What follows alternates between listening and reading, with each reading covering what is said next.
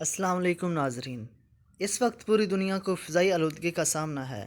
اس کی بڑی وجہ سبزہ اور درختوں کا کم پڑ جانا اور فیکٹریوں، میلوں، کارخانوں کی چمنیوں سے نکلنے والا مضر سے دھواں ہے، جس نے ماحول کو پراگندہ کیا ہوا ہے۔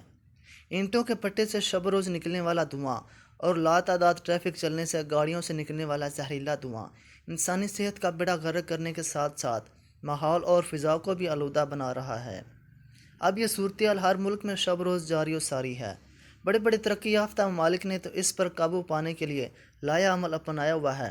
انہوں نے اپنے شہر اور کھلے علاقوں میں درخت اور سبزہ اگا کر انسانی صحت کو برقرار رکھنے کے لیے بھرپور اقدامات اٹھائے ہوئے ہیں، اور ترقی پذیر ممالک میں ایسے اقدامات دیکھنے کو بھی نہیں ملتے۔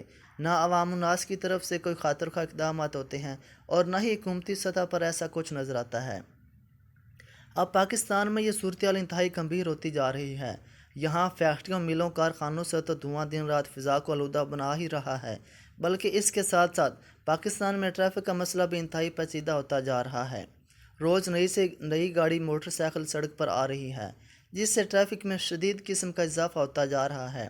اس سے پاکستان میں دو بڑے مسئلے پیدا ہو رہے ہیں۔ نمبر ایک تو جہاں فضا اور ماحول آلودہ ہو رہا ہے، وہاں نمبر دو ٹریفک اور گاڑیوں کی آمد و رفت پر قابو پانا بھی بہت مشکل ہوتا جا رہا ہے۔ لاہور، کراچی، فیصل آباد جیسے کاروباری شہروں میں تو ٹریفک کنٹرول کرنا ٹریفک وارڈن صاحبان کے لیے بھی سر درد بن چکا ہے۔ بے ہنگم ٹریفک، دھواں، شور شرابہ ٹریفک سگنل پر بہت رش بنا ہوتا ہے، جس پر قابو پانا مشکل ہو جاتا ہے۔ اب رہی بات ان مسائل پر کیسے قابو پایا جائے، تو اس کا صحیح، درست اور حقیقی حل تو یہی ہے کہ درخت اور سبزہ زیادہ سے زیادہ اگایا جائے۔ ہر شہر کی ہر شاہراہ کے بیچ اور دونوں طرف درخت اگائے جائیں، تاکہ گاڑیوں کی چمنیوں سے نکلنے والا مضر سے دھواں انسانی صحت کے لیے نقصان کا باعث نہ بن سکے۔ اور جو ٹریفک میں روز بروز اضافہ ہوتا جا رہا ہے، اس کی اصل وجہ یہ ہے کہ گاڑیوں کی قیمتیں سستی ہونے کی وجہ سے اور چائنا کا مال آنے سے ہر بندہ ہی گاڑی کا مالک بنتا جا رہا، جس وجہ سے ٹریفک میں شدید قسم کا اضافہ ہو چکا ہے، جس کو کنٹرول کرنا مشکل ہوتا جا رہا ہے۔ تو اب فضا کو کیسے صاف کیا جائے؟ اس کے لیے ہماری حکومتوں کو فوری طور پر اس مسئلے کے حل کے لیے ٹیمیں تشکیل دے کر پورے ملک میں درختوں کی کٹائی کا عمل روکا جائے اور زیادہ سے زیادہ نئے درخت اگائے جائیں۔ لیکن یہاں ایک قابل افسوس بات ہے کہ چند روز قبل ملتان میں ڈی ایچ اے کو زمینی جگہ دینے کے لیے آموں کا بہت بڑا باغ ختم کر دیا گیا، جن پر آم کا پھل تیار تھا۔ پھل سمیت تمام درخت کاٹ کر زمین کو ایک چٹیل میدان میں منتقل کر دیا گیا۔ ایک اندازے سے تقریباً 90,000 آم کے درخت کاٹے گئے، جن کی مالیت لاکھوں کروڑوں روپے تھی، جو فضائی آلودگی پر قابو پانے میں مدد دے رہے تھے۔ ان کو ختم کر کے بہت بڑا ظلم کیا گیا۔ عمران خان صاحب کا وژن اور درختوں کے ساتھ ظلم قابل افسوسناک عمل ہے۔ ملتان کا چونسا، لنگڑا، انور اٹور اور دسہری آم سمیت دنیا بھر میں بہترین آم کے باغات کو بے دردی سے کاٹ کر ڈی ایچ اے ملتان کے لیے زمین تیار کر لی گئی۔ ایک طرف تو ہمارے وزیر اعظم عمران خان صاحب کی سوچ ہے کہ ملک میں فضائی آلودگی پر قابو پانے کے لیے کروڑوں کی تعداد میں نئے درخت لگائے جائیں۔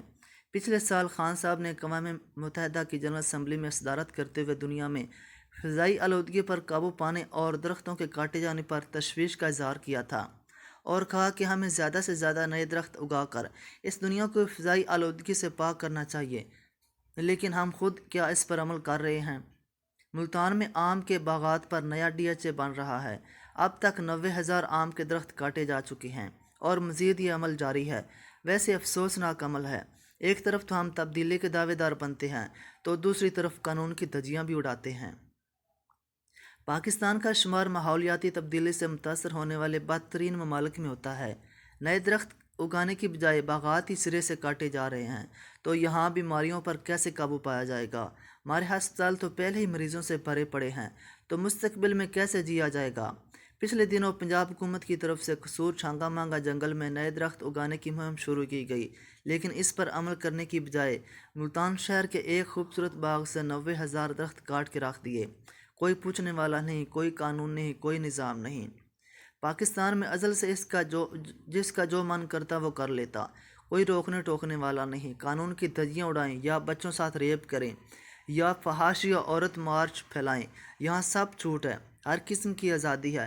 کسی بھی قسم کی روک تھام نہیں، نہ ہی ایسا کوئی قانون بنایا ہوا ہے کہ کسی کام کو کرنے کے لیے متعلقہ ادارے یا دفتر سے پہلے اجازت لے کر رپورٹ کو حکومت تک پہنچا کر پھر اجازت دی جائے، یا وہ کام جائز ہے یا نہیں پھر کرنے دیا جائے۔ لیکن یہاں تو نظام ہی الٹا ہے۔ خیر، اب حیرت ہو رہی ہے کہ 90,000 قیمتی درخت کاٹ کے رکھ دیے اور وزیر اعظم صاحب نے کوئی ایکشن نہیں لیا، نہ پنجاب حکومت نے اس پر کوئی بیانیہ جاری کیا کہ یہ سب کس کی ایجاد سے ہو رہا۔ آخر پنجاب کا میڈیا سے مزدوری کے بعد ہی اتنا بڑا پروجیکٹ شروع کیا جا رہا۔ ایسے تو ایک ہی رات میں نہیں ہو گیا، لیکن پنجاب حکومت کو اس پروجیکٹ کے لیے اس کی متبادل جگہ تلاش کرنی چاہیے تھی، نہ کہ پھل سے بھرے ہزاروں درخت کاٹ کے رکھ دیتے۔ اب جو ہونا تھا وہ تو کیا ہو، اب آگے پنجاب حکومت کو اس پر قانون سازی کرنے کی ضرورت ہے۔ درختوں کا قتل عام روک کر سرسبز پنجاب کی مہم چلائی جائے تاکہ کلین اینڈ گرین پنجاب نظر آئے، کیونکہ پاکستان میں گرمی کا موسم خاصا لمبا اور مشکل ہوتا جا رہا۔ ہر سال گرمی میں ریکارڈ اضافہ ہوتا جا رہا۔ اس کی بڑی وجہ درختوں اور سبزے کا نہ ہونا، اور جو ہے ہم ان کو بھی کاٹی جا رہے ہیں۔ کبھی ملک ریاض بحریہ ٹاؤن کو مری اسلام آباد میں ہاؤسنگ سکیم کی جگہ الاٹ کرنے کے لیے پہاڑوں کو ننگا کیا جا رہا، تو کبھی ہرے بھرے خوبصورت شہروں سے درختوں کا قتل عام کر کے شہروں کی رونق کو نقصان پہنچایا جا رہا۔ اب سوال یہ ہے کہ ملتان کے 90,000 درختوں کا قاتل کون؟ یہ اتنا بڑا نقصان کس کے حکم پر کیا گیا؟ اگر باغ کو ختم کرنا ہی تھا تو جو پھل تیار ہو رہا تھا اس کا تو نقصان نہ کرتے، پھل تیار کر کے منڈیوں میں پہنچا کر بعد میں درخت کاٹ لیتے۔ یہ بے تحاشا نقصان کیا گیا، درخت کاٹے گئے، پھل ضائع کیا گیا، شہر کی رونق خراب کی، آلودگی میں اضافہ کیا۔ اب اس کی ذمہ داری کوئی بھی سرکاری افسر اپنے سر نہیں لے گا، سبھی ایک دوسرے پر ڈال کر بری ذمہ ہو جائیں گے، جیسے شروع سے چلتا آ رہا۔ لیکن اب بات وہی کہ ہمارے محترم وزیر اعظم عمران خان صاحب کا وژن اور درختوں کے ساتھ ظلم۔ 90,000 درختوں کا قاتل کون؟ ملتان شہر کو بے رونق کس نے کیا؟ ملتان کی خوبصورتی کو پراگندہ کیوں کیا گیا؟ اس سانے کا ذمہ دار کون ہے؟ ایک طرف تو ہم تبدیلی کے دعوے دار بنتے ہیں تو دوسری طرف قانون کی دھجیاں اڑا کے رکھ دیتے، ایک طرف دنیا کو فضائی آلودگی پر لیکچر چاڑتے تو دوسری طرف خود درختوں کا قتل عام کر رہے۔ کتنے افسوس کی بات ہے، ہم کس طرف جا رہے، ذرا سوچنا۔ پاکستانیوں، ہمیں فضائی آلودگی کی روک تھام کے لیے آواز اٹھانے کی اشد ضرورت ہے۔ اپنے شہروں کو خوبصورت بنانے کے لیے اپنا اپنا کردار ادا کرنے کی ضرورت ہے۔ ان اداروں کے خلاف آواز اٹھانے کی ضرورت ہے جو ادارے اپنی منمانیاں کر کے ہمارے شہروں کی خوبصورتی کو پامال کر رہے۔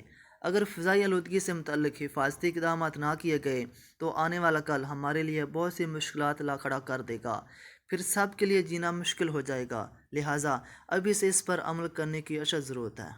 اللہ حافظ۔